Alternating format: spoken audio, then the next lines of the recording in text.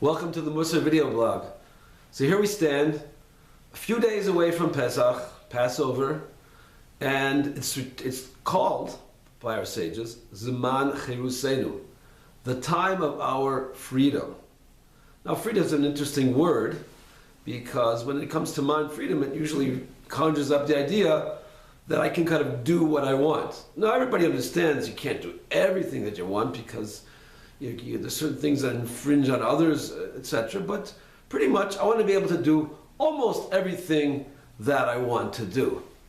So it's kind of ironic that for a Jew, the time of the year which is like incredibly restrictive is the festival of Pesach. Like, can't eat bread, chametz, anything that's bread-like, cake, all that stuff, you can't eat it. And so we're like, our hands are tied, and on Yom Tov, it's a special day. There's all kinds of restrictions on that day. So here you are, the first day of Pesach is like one of the most restrictive days of the whole year. So it's kind of funny that we're celebrating our freedom in a way that seems to be tying our hands and chaining us to more restrictions. So the key to this dilemma is to define what we mean when we say free. Who's going to be free?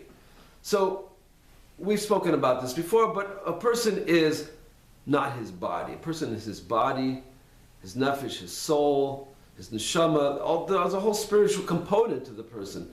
And really, that's the essence of the person. The body is just the physical entity that houses the real person.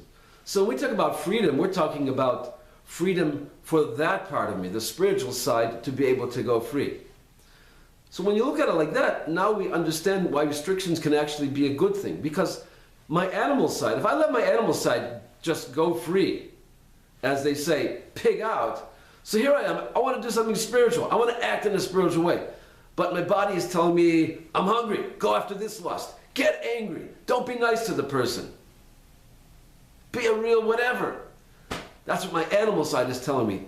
So what Musar is teaching us is that we have to train our animal side, get the animal side under control. When my animal side is under control, then my spiritual side will be free to operate as it chooses.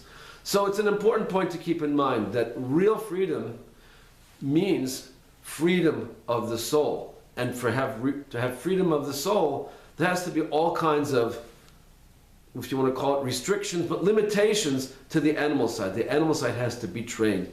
So it's not a contradiction at all that to gain our freedom, we have to understand this part of me, the spiritual side that wants to be free. And the only way to get there is by putting the brakes on a lot of our animal sides. That's the essence. Everyone have a Chag Sameach, have a wonderful Pesach. See you next time.